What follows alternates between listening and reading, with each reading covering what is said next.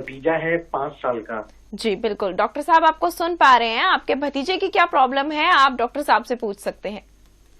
Doctor साहब, मेरा भतीजा 5 साल का है। पिछले 1 साल से ना उसे दौरे पड़ते हैं। एक दिन वो खेलते खेलते गिर गया, तब हमें पता नहीं चला, तो हम उसे यही दिल्ली में एक हॉस्पिटल में ले गए, प्राइवेट में। तो तब तो ठीक रहा, लेकिन पिछले 1 साल में उसे ना ऐसा होता है, हफ्ते में एक बार दौरा जरूर पड़ जाता है। खैर उसका एलोपैथिक इलाज चल रहा है, लेकिन उससे हमें मतलब इतनी संतुष्टि नहीं है। तो मैं आपसे जानना चाहता हूँ कि किस तरह से उसे हम आयुर्वेद में, क्या इसका पक्का इलाज है? देखिए, जो आप क्वेश्चन पूछ रहे हैं वो बिल्कुल ठीक है, वाजिब भी है, और बच्चा भी छोटा है। देखिए, जैसे हम इस बीमारी के बारे में कहते हैं, ये तंत्रिका तंत्र की एक बीमारी है, और इसमें थोड़ा एक्टिव हो जाता है ब्रेन से ही हमारे जो इम्पल्स निकलते हैं वो ब्रेन से निकलते हैं। पूरा शरीर भी हमारा इसी से ही कंट्रोल होता है, नियंत्रित होता है। तो जो हम लोग दवाई देते हैं उसमें कई तरह की जो ब्लड ब्रेन बैरियर को क्रॉस होके ब्रेन में जाके हमारे नर्वस सिस्टम पे जाके काम करती हैं, वही दवाइयों का उपयोग किया जाता है। और बच्चा छोटा है, आपने बड़ा अच्छा क्वेश्चन पूछा है, सभी दर्शकों के लिए भी है बिल्कुल, क्योंकि अभी ब्रेन भी अभी आगे चल के और डेवलप होगा। तो आप आयुर्वेद की, देखिए एलोपैथ की दवाई, जैसे मैं पहले भी बताता आया हूं, एलोपैथ की दवाई आप जिस दिन खाते हैं बस उस दिन काम करती है, अगले दिन काम नहीं करती है। तो जीवन भर यदि आपको एलोपैथ की दवाई खानी हो तो बच्चे को आप खिलाते रहे, नहीं तो आप आयुर्वेद का बिल्कुल सहारा और लेने के बाद में जैसे ही आप इसका सहारा लेंगे, कुछ दिन के बाद में एलोपैथ की दवाइयां कम होने लगेंगी, दौरे पड़ने कम हो जाएंगे, और आगे चल के इसका जो हम लोग देखते हैं बच्चों में कई बार जो ब्रेन डेवलप है वो भी नहीं हो पाता, वो पढ़ाई भी नहीं अच्छी तरीके से कर पाता है। तो आप निश्चिंत रहें, आप आके मिल लें, दवाई खाएं, और बिल्कुल निश्चित रूप से बच्चे को बहुत अच्छा ही फायदा इसको होगा बच्चे को। जी बिल्कुल, इसलिए मैं उम्मीद करती हूँ जो आप जानकारी प्राप्त करना चाहते थे वो आपको प्राप्त हो चुकी है। डॉक्टर साहब ने बहुत ही अच्छे तरीके से आपको बताया है कि किस तरीके से कौन सी दवाई का सेवन करके और किस तरीके से आप अपना जो बच्चा है उसको स्वस्थ रख सकते हैं। तो यदि आप और भी जानकारियां प्राप्त करना चाहते हैं या फिर और भी सवाल पूछना चाहते हैं तो आप अपना अपॉइंटमेंट भी फिक्स करवा सकते हैं। नंबर लगातार आपकी टीवी स्क्रीन पर दिखाए जा रहे हैं, आप इन नंबर पर कॉल कर सकते हैं, अपना अपॉइंटमेंट फिक्स करवाकर डॉक्टर साहब से आकर व्यक्तिगत रूप से मिलकर जो है परामर्श ले सकते हैं। नंबर लगातार आपकी टीवी स्क्रीन पर दिखाए जा रहे हैं। तो डॉक्टर साहब, जैसे इनका कॉल था और आज हमारा टॉपिक भी यही है, मिर्गी, तो मैं चाहूंगी आप हमारे दर्शकों को बताएं कि आखिरकार ये मिर्गी क्या होती है और किस तरीके से लोगों को हो जाती है, क्योंकि लोगों के अलग अलग विचार हो जाते हैं। जैसा कि मैंने कहा कि यदि किसी को ऐसा होने लग जाए, मिर्गी के दौरे पड़ने लग जाए, तो लोग अक्सर समझते हैं भूत प्रेत का साया है या किसी का किया कराया है, और डॉक्टर्स के पास जाने की जगह ज्योतिषाचार्यों के पास चले जाते हैं। तो मैं चाहूंगी आप ऐसे भटके हुए लोगों का मार्गदर्शन करें। देखिए, जैसे आपने पूछा, बिल्कुल बहुत सही है, वाजिब क्वेश्चन है। एक तो बीमारी ही ऐसी है कि देखिए अचानक मरीज बैठा हुआ है और अचानक उसको कुछ हो जाए तो लगता है पता नहीं भूत आ गया इसको, तो वो मरीज बेचारा करे भी क्या, तो उसको ऐसा ही लगता है, और कई बार इधर उधर वो घूमता भी रहता है। बेसिकली वही हमारा समझाने का मतलब है, विद्युतीय तरंगें होती हैं, जैसे हमारी ये सब कुछ चल रहा है तो विद्युत से चल रहा है, ऐसी ब्रेन में भी विद्युतीय तरंग होती हैं, जिसे हम नर्वस, मतलब ब्रेन की जो डिजीज है, विद्युतीय जो तरंगें थोड़ा एक्टिव हो जाती हैं ज्यादा। तंत्रिका तंत्र मैंने जैसे बताया, उसको दूसरा नाम है तंत्रिका तंत्र। तंत्रिका तंत्र की ये बीमारी है। यदि एक बहुत महत्वपूर्ण बात मैं आपको बता रहा हूं, यदि सिंगल एक बार दौरा आए तो आपको कहीं जाने की जरूरत नहीं है। बच्चा छोटा है, सिंगल एक बार दौरा आया है, बड़ा है, सिंगल एक बार दौरा आया है, बिल्कुल कुछ नहीं जाने की जरूरत है। हाँ, कई चीजें और भी होती हैं, ट्यूबरक्लोसिस होती है ब्रेन की, आज पहली बार आप सुन रहे होंगे दर्शकों। डॉक्टरों को तो सब पता होती है कि ब्रेन की टीबी भी होती है, उसमें भी दौरा आता है। कोई एमआरआई वगैरह आप करा के देख लें, उसमें होता क्या है कि हम लोग देख लेते हैं कोई और चीजें तो नहीं कर रही हैं, कोई ग्रोथ करनी है, कोई अलग से ग्रोथ हो जाती है, तो उससे हमें पता चल जाता है। यदि ग्रोथ है तो वो चीज अलग है, वो मिर्गी नहीं है। हाँ, दौरा मिर्गी जैसा आएगा, तो ये अंतर करना बहुत जरूरी है कि ये वाकई मिर्गी का दौरा है। यदि आपकी एमआरआई वगैरह नॉर्मल है और ये कंफर्म हो जाता है कि दौरा मिर्गी का है, तो उसके लिए आप एलोपैथ की दवाई के साथ साथ अपनी आयुर्वेद की दवाई आप स्टार्ट कीजिए। कुछ ही दिनों में आपको बहुत अच्छे रिजल्ट मिलते हैं, क्योंकि जो जैसे हम लोग रसायनों की बात अभी कर रहे थे, उन्हीं में रसायनों में आता है हमारा कुष्मांडवल्य आता है, ब्राह्मी रसायन आता है, हम लोग उसका उपयोग करते हैं। 5 से 7 दिन में रेस्पॉन्स आ जाता है, और उसमें हम लोग जब रसायन में बात करते हैं तो उसमें आता है मेधा शक्ति बढ़ाने वाली दवाइयां। तो ये मेधा स्मरण शक्ति बढ़ाती हैं। तो जो दवाइयां जो हमारी जीवनीय द्रव्य हैं जो हम लोग देते हैं इनके साथ में, वो इतना अच्छा रिजल्ट देती हैं। अब जैसे हम लोगों ने बताया कि रॉ मटेरियल हम लोग मंगाते हैं हिमालय से, वहीं क्षेत्र से मंगाते हैं हम लोग, वही यूज करते हैं, और इतना अच्छा रिजल्ट है।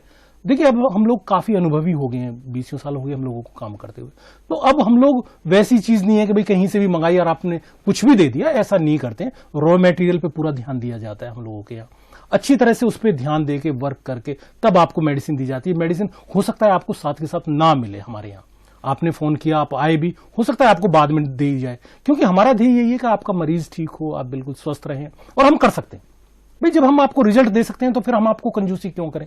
हाँ, रिजल्ट ना हो, ना मिलने वाले हो, और प्रैक्टिकल करते करते हमें इतने दिन हो गए।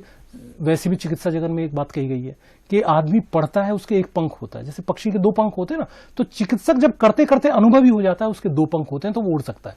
तो वो बिल्कुल 100% आपको कह सकता है कि आपका मरीज ठीक हो जाएगा। और जब भी हम मरीज को ये कहते हैं तो ठीक हो जाएगा, तो वाकई रिजल्ट बहुत अच्छे मिलते हैं और वो ठीक भी होता है। तो अनुभवी डॉक्टरों की, अनुभवी ज्योतिषियों की, और जितने सीनियर हैं उनकी इसीलिए कहते हैं कि इज्जत करनी चाहिए, क्योंकि उनके पास एक अनुभव होता है। और किसी काम को करते करते जब अनुभव काफी दिनों का हो जाता है, तो वो ज्ञान जो होता है वो समाज के लिए ही होता है। तो वही काम हम लोग कर रहे हैं कि समाज को वो ज्ञान दे रहे हैं। तो मिर्गी के बारे में बिल्कुल धारणा न पालें। 2-3 तरह की मिर्गी का वर्णन है। वैसे रज और तम दोष हम लोग मानते हैं, उसकी वजह से ही ये होता है। 2-3 चीजें हैं, मैं बताऊंगा उसमें बाद में भी, कि क्या करें क्या ना करें, वो बहुत महत्वपूर्ण होता है। और कई चीजें मतलब खाने पीने से भी आपको काफी रिलीफ मिलेगा। जो नॉर्मल दिनचर्या है, जैसे नशा ना करें, नशे का प्रयोग बिल्कुल ना करें। जो लोग नशा करते हैं उन पे दवाइयों के इफेक्ट होते हुए हमने बहुत कम देखे हैं। नशा बिल्कुल रोक दें, बिल्कुल ना करें यदि आपको मिर्गी है। और मिर्गी का रोग पूरे परिवार को परेशान करता है, एक आदमी का रोग नहीं है, क्योंकि आप अकेले छोड़ नहीं सकते, अकेले कहीं जा नहीं सकते, चला गया, दौरा आ गया, गिर ना पड़े। इसीलिए शास्त्रों में कहा गया है कि पहाड़ों पे ना चढ़ें। क्या ना करें? पहाड़ों पे ना चढ़ें, सीढ़ी पे ना चढ़ें, जैसे अकेली सीढ़ी है। इसी तरह से ऊंचाई, पानी पे ना देखें, पानी में ना देखें, अचानक गिर गए आप, अग्नि से दूर रहें हमेशा, और थोड़ा ध्यान रखें। तो इसलिए इस रोग को थोड़ा सा ध्यान लेके करें। हाँ, एलोपैथ में एक फायदा है कि आप तुरंत दवाई बंद ना करें, और एलोपैथ की दवाई एलोपैथ वाले आपको बताएंगे कि आपको जिंदगी भर खानी पड़ेगी। पर आयुर्वेद से ये इतना फायदा है कि आप एक बार शुरू करके देखें, कुछ ही दिनों के बाद में आपकी एलोपैथ की दवाई हम लोग कम कर देंगे और धीरे धीरे आपकी बंद हो जाएगी और मिर्गी आनी आपकी बंद हो जाएंगी। शास्त्रों में उल्लेख है भाई, हमारे महर्षियों को तो पहले ही ज्ञान था। उन्माद, अपस्मार, इन रोगों, इन नामों से वर्णन है पहले से ही। तो आप उस पर लेके देखें एक बार मेडिसिन, काफी रिजल्ट अच्छे मिलते हैं। जी बिल्कुल, मैं इसके लक्षणों के बारे में भी आपसे जानूंगी और जानूंगी कैसे इसका उपचार हो सकता है। लेकिन लोगों की जो अलग अलग धारणाएं हैं, जैसे अभी मैंने आपसे कहा कि कोई भूत प्रेत समझ लेता है, कोई ऊपरी बाधा समझ लेता है इस बीमारी को और इसका इलाज नहीं करवा पाता है ठीक प्रकार से, और इसके साथ ही ये बीमारी बढ़ती जाती है क्योंकि लोगों के पास जानकारियों का अभाव होता है और मार्गदर्शन उनको कोई नहीं कर पाता है। तो इस तरीके से बहुत से लोग इस बीमारी को खत्म करने के लिए घरेलू उपचार भी करते हैं, चप्पल सुंघा देते हैं या फिर ऐसी ऐसी हरकतें करते हैं जिसके बारे में सोचने में भी मतलब थोड़ा सा करने से पहले सोचना पड़ता है कि क्या सच में ये सब चीजें करने से इस बीमारी से निजात पाई जा सकती है। तो मैं चाहूंगी आप ऐसे ही भटके हुए लोगों का मार्गदर्शन करें और उनको ये बताएं कि ठीक प्रकार से इस बीमारी से कैसे बचा जा सकता है। देखिए, जब भी दौरा आए आप मरीज को छोड़ दें। वैसे कभी भी चप्पल वप्पल सुंघाने की कोई जरूरत नहीं है, मुंह में कुछ ना डालें, मतलब ये बहुत महत्वपूर्ण चीजें हैं। उसको अकेला छोड़ दें। आप जितनी देर में वो चप्पल वप्पल लेके आएंगे इतनी देर में वैसे भी दौरा शांत होने लगता है। तो पकड़े ना, जकड़े ना, नहीं तो हड्डी टूट सकती है, जकड़ देते हैं जैसे। कुछ नहीं करना, आराम से लिटा दें।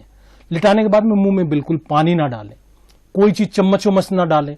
कभी कभी कुछ को जीभ वगैरह कट जाती है, हल्की सी कट जाए तो कोई बात नहीं, वो अपने आप ठीक हो जाती है, उसमें कुछ करने की भी जरूरत नहीं है, कोई दवाई देने की जरूरत नहीं है।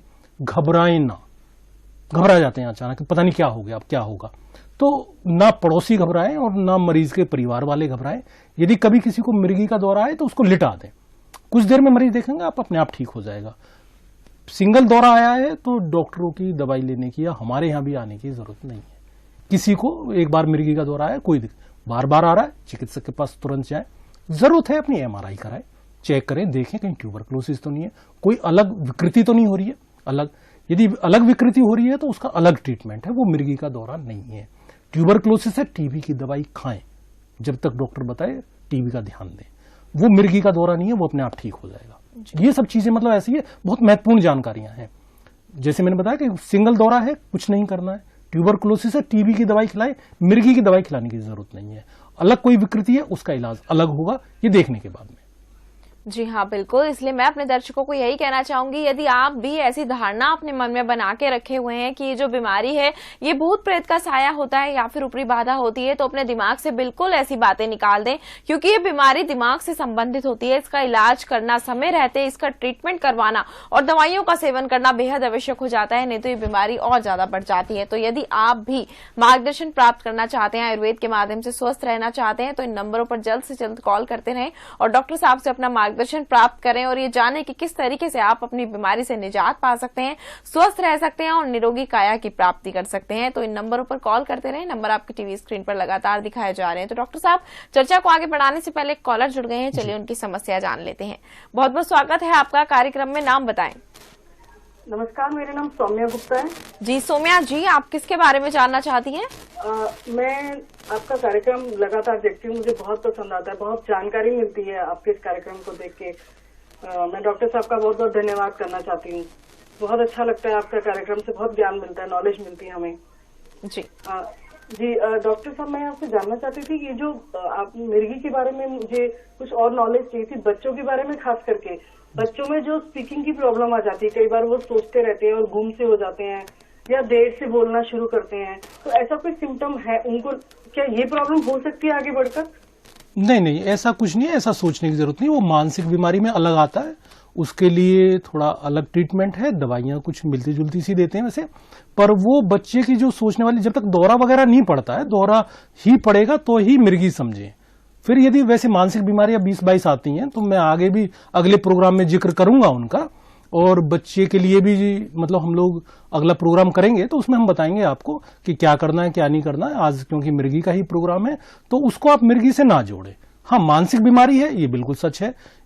22-23 बीमारी हम मानसिक मानते हैं, उन्हीं में से एक मिर्गी बीमारी है।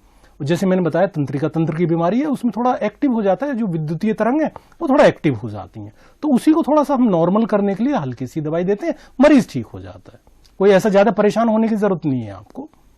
जी हाँ, बिल्कुल। जैसे डॉक्टर साहब ने बताया कि ज्यादा परेशान होने की आवश्यकता नहीं है, क्योंकि मानसिक बीमारियां तो कई प्रकार की हो सकती हैं, उन्हीं में से एक पार्ट मिर्गी है। तो जरूरी नहीं है कि यदि आपके बच्चे के साथ कोई ऐसी समस्या हो रही है या मानसिक रूप से वो परेशान रहता है तो उसको मिर्गी ही हो। तो जैसे डॉक्टर साहब ने आपको बताया कि यदि आपको ऐसे सिम्टम्स लगते हैं तो आप एक बार डॉक्टर के पास जाएं, इलाज करवाएं।